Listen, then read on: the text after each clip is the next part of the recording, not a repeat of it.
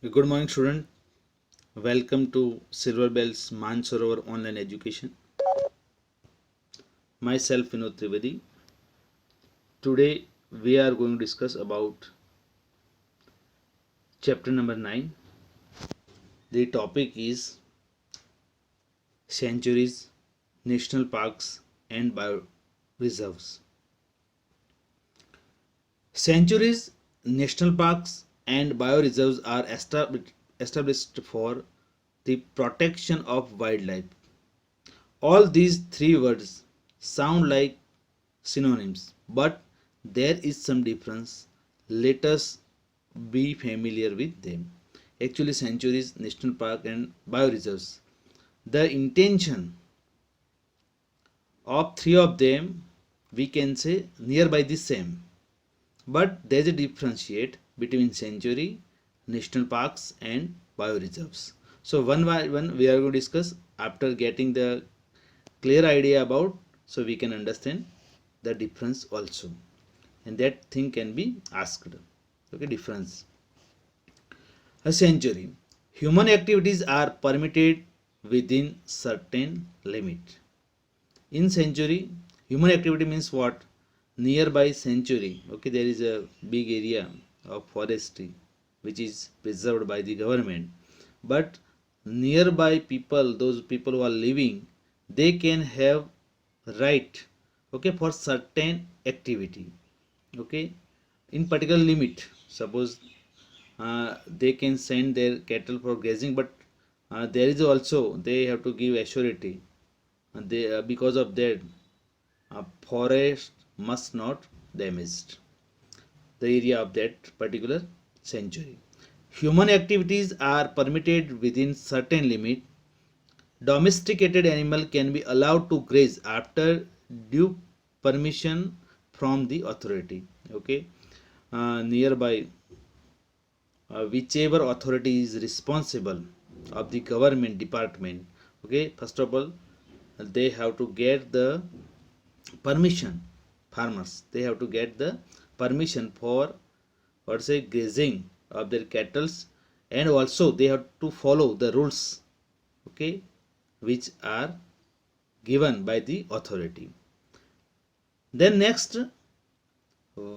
wildlife sanctuary is established for the protection of some species.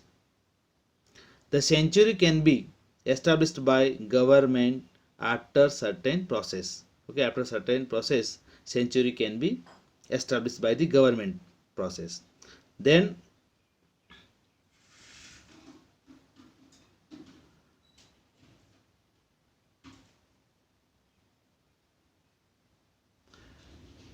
Perrier, then Chandraprabha, then Itun Gam, etc. are famous sanctuaries. Okay, so keep this thing in your mind. Perrier, then Chandraprabha, then Itun Gram, etc. are famous sanctuary. The map has been given over here. Okay, and there is a classification among wildlife sanctuary, bird sanctuary, and national park. So you can see, okay, in India there are three marks have been given, okay, green, blue, and pink, okay, for indicating different things. So that kind of thing will be asked in your exam also. Okay, identification of the wildlife sanctuary, bird sanctuary, or national park. So you learn it properly. Then now see national park compared to the sanctuary. This is more protected zone. National park is little strict for what say of human activity.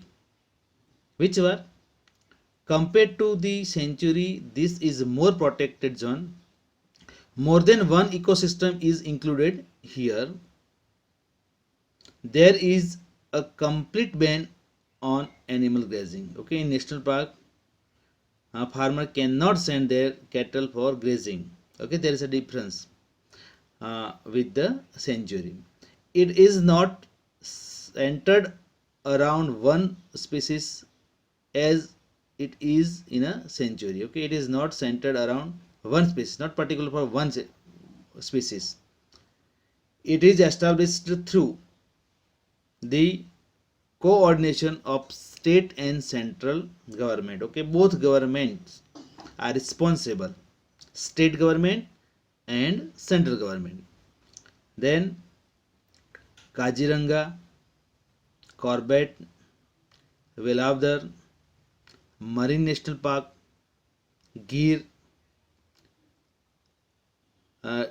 Disingam, etc. are important national parks. Okay, so you have to keep this in your mind. Okay, for short answer it can be asked. Now third one, bio reserve zone. It is formed according to international norms. So bio reserve zone. Over here, international rules and regulations are followed. The purpose is to protect the physical and cultural diversity of any region. Okay, from any region, by giving the all kind of facility that different species can be preserved. Beside the vegetation, insects and land of that area, the lifestyle of the people living there is also protected. You can see beside the vegetation, insect and land of that area, the lifestyle of the people living there also protected. The next, special arrangements are created for research and training about bioreserves. Okay, over here special training has been given. Okay, over here there is a no focus on in particular one species. The different kind of species are preserved over here. So the training, special training has been given about bioreserves. Then next, in such proclaimed area, means official that area, we can say all external human movement are totally restricted. Okay, over here it is bioreserve area, so human activity is totally restricted. The average area of such zone is less than 5,000 square kilometer. Okay, average area. So it can be asked, what is average area for bioreserve zone? So answer will be 5,000 square kilometers. Then next, Nilgiri, Gulf of Mannar, Great Nicobar, Sundarban, Panchmadi, etc. are considered to be the important bioreserve of the nation. So, okay, you keep the name of the bioreserves, the place of the bioreserves. Next, the run of Kutch of Gujarat was declared as bioreserve zone in 2008. Okay, that can be asked. Okay, when run of Kutch of Gujarat declared as a bioreserve? The answer is in 2008 for the protection of its special environmental condition. Now list has been given bio protection zone in India, national park also and sanctuary. So in India, 18 bioprotection zone, 103 national park and 531 sanctuaries. Gujarat bioprotection zone 1, which is given above, then national park 4 and sanctuary 23. Okay, that can be asked for short answer. Keep this in mind. Then next, developmental process in inevitable, but along with it is necessary that we keep in mind its ill effect on the entire life system while planning. Whenever one species is completely destroyed or is in danger, the result of the disturbance in the food chain are far reaching. In food chain, every insect has a specific role. If a life is lost, the entire structure experiences disturbance. If one species is removed, the natural system breaks down in long term. Okay, you know the food chain. Suppose grass eater animals are food for carnivorous, means herbivorous animals are food for carnivorous. So suppose if there is destruction of the forest area, so number of herbivorous animal can be decreased. If number of herbivorous animal decreased, what happen? There will be shortage for food for carnivorous animal. So other side, because of not having food for carnivorous animal, so their number will be decreased. So same thing happen, means suppose if we destroy forest, so grass eater animal will be less, and because of not having food, carnivorous animal also not in proper number. So that is the food chain, already you learn in your lower standards. Then next, these effects reach men very late, hence we are not aware of it. Those environmental changes which we are following are the result of carelessness developed before decades. If we have a planned development, there will be not any problem. Friendly approach with environment is the need of present day. Okay, but whatever we understood, but maximum time has been gone. Okay, on the name of the development we destroy forest area, it means habitat of the uh, wildlife animals also. And when we face there is imbalance in that chain, so we understood, but already time has been passed. But even though after getting this knowledge, we have started different project for saving different species.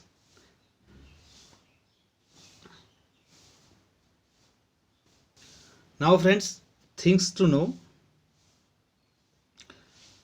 Henotero, this animal lives in the arid and semi-arid region, having alkaline forest and grassland, desert or semi-desert area.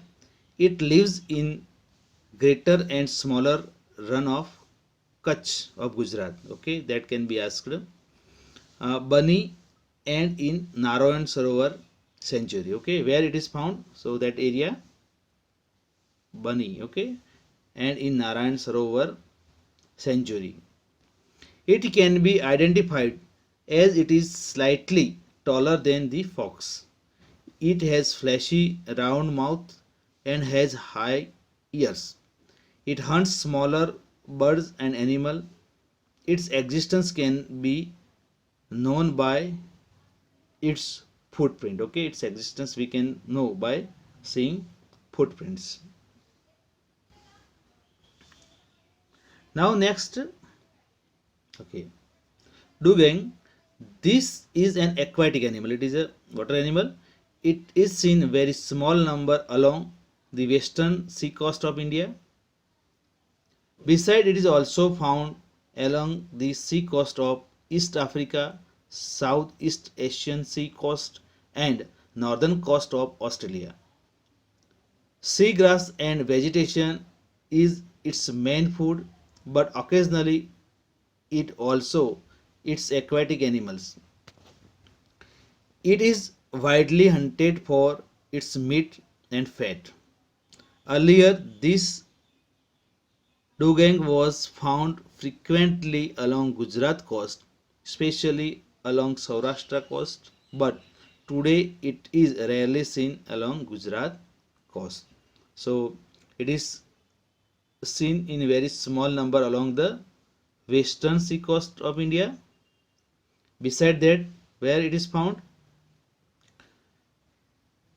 the coast of East Africa, South East Asia Sea, okay, northern coast of Australia. What is the food of it? So seagrass and vegetation, but sometimes it also eats aquatic small animals also, I can say. Then why it is hunted? So it is widely hunted for its meat and fat. Okay. Earlier which was found, okay, nearby Saurashtra coast, but today it is rarely seen along Gujarat coast. Now it is not seen, rarely, sometimes, often we can say. And now by this way we have finished this lesson. Student, after reading, okay, try to read one by one, because nowadays the system of paper settings are going to be different and different day by day, and they are taking, okay, question from the directly from the book.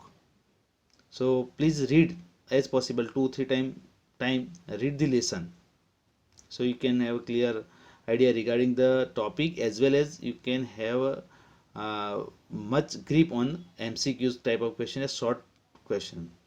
One another thing is the exercise of this lesson you have to write down in your notebook. Thank you. Have a nice day.